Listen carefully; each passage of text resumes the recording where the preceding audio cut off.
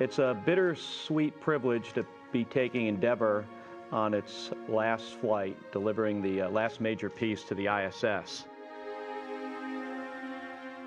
I was there before they put the wings on it. It was just, so it was almost like it was my baby. That space station assembly mission was perfect from start to finish, and a lot of that was Endeavour. It just, phenomenal vehicle. The Eagle represents, the United States of America. It's something we're proud of. That's our bird. That's the Eagle. After nearly 2 decades of achievements in space, Endeavour makes one last reach for the stars on its 25th and final mission. Endeavour is traveling to the International Space Station with 6 veteran space flyers: Commander Mark Kelly, pilot Greg H. Johnson, and mission specialist Mike Fink, Drew Feustel, Greg Chamitoff, and Roberto Vittori from Italy, representing the European Space Agency. Well, I'm the commander of STS-134. We've got a whole list of mission objectives, probably 30 things on the list. But the big objectives is to get the alpha magnetic spectrometer installed on the outside of the space station. The 15,000-pound AMS is a massive particle physics detector that will attach to the International Space Station. Its job? To search through cosmic rays, looking for proof of dark matter and antimatter. In my mind, this is like the Hubble Space Telescope. I mean, it has the same type of potential for revolutionizing our understanding of the universe. They're also delivering critical spare parts to help keep the station up and running for years to come, along with the shuttle's orbiter boom sensor system. Feustel, Fink, and Chamitoff will rotate through 4 spacewalks, the last performed by shuttle crew members for the remainder of the Space Shuttle program. And when Endeavour makes its final touchdown on the runway, it will end a storied flying career for the youngest of NASA's shuttle orbiters. Even Endeavour's beginnings were unique. It was built as a replacement for Space Shuttle Challenger, and named for the first ship commanded by explorer James Cook. At the time of the Challenger accident, astronaut Barbara Morgan was part of the Teacher in Space program, serving as backup to teacher Krista McAuliffe, who launched aboard Challenger on that fateful day in 1986. I think Endeavour in particular, because she was named by school children all over the country, that really shows a carrying on and a moving forward, and how open-ended and never-ending that future can be. Like all shuttle orbiters before it, Endeavour was built by Rockwell in Palmdale, California. That's where astronaut Bruce Melnick's bond with Endeavour began.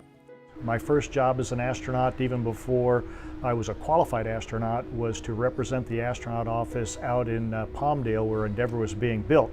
So I got to see her being built from scratch to finish, got to see the wings put on, and it's amazing. The nation's brand new space shuttle was delivered to Kennedy Space Center on May 7, 1991, exactly 1 year before its maiden flight. It was great to see Endeavour come in.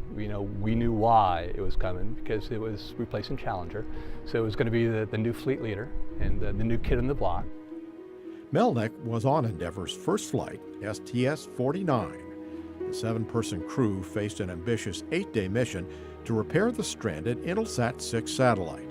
I'll never forget when Dan Brandenstein, who was the chief astronaut at the time, asked me if I wanted to be on the first flight of Endeavour. I mean, you could hear me hooting and hollering, because that was going to be the premier mission at the time. Endeavour made history again during the last shuttle mission of 1993, when 7 astronauts upgraded the Hubble Space Telescope and improved its vision. It was an extremely complex flight, involving 5 back-to-back spacewalks. And in the end, all the hard work paid off. The telescope's new second-generation wide-field and planetary camera beamed back grand images taken with dazzling clarity. And Endeavour helped to carry the load in the construction of the International Space Station, including the very first shuttle flight to the fledgling outpost, STS-88. Endeavour delivered the American Unity module, and astronauts connected it to the Russian Zarya module already in place, and the station was born. Kennedy Space Center Director Bob Cabana commanded that cornerstone flight. I have to admit, because I got to command Endeavour on that first space station assembly mission, I'm a little partial to Endeavour. But less than 3 years later, the nation was stunned by the terrorist attacks of September 11, 2001. On December 5th, all eyes turned to Kennedy Space Center, where Endeavour waited to make the first flight after the tragedy. Mike, first, we'd like to say thank you to the entire KSC team for getting Endeavour in great shape. And secondly, from the entire crew, we're all well aware that for over 200 years, and certainly over the last 2 months, freedom rings loud and clear across this country. But right here and right now, it's time to let freedom roar. Let's light them up.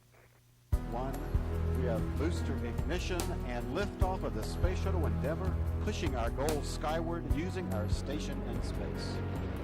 Endeavour lifted the nation's spirits with a spectacular launch at the twilight's last gleaming. After 2 more flights, Endeavour entered an extended downtime for planned maintenance and upgrades, including the new glass cockpit and a global positioning system for landing.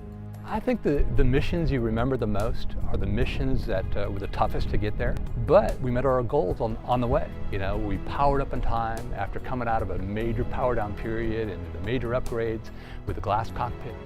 The newly upgraded orbiter returned to service in August 2007 on the STS-118 mission. Morgan flew as a mission specialist and recalls watching an orbital sunrise.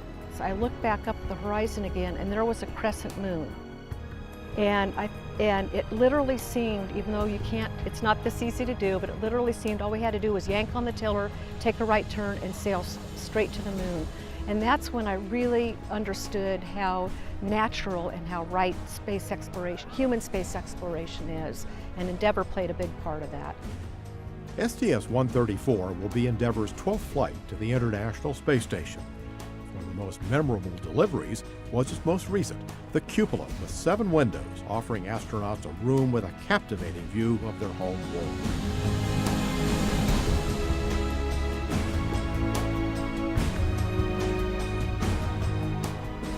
After 30 years, the shuttle program is coming to a close.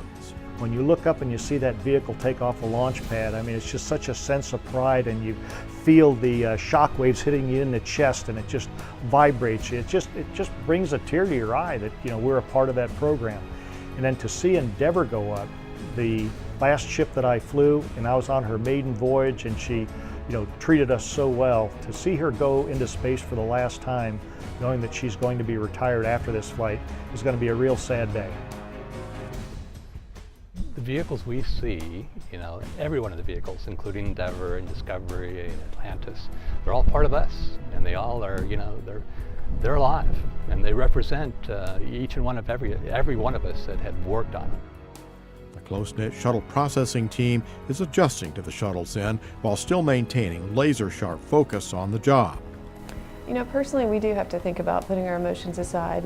We have our job number 1, which is to get this vehicle prepared safely for the mission at hand with STS-134 launch.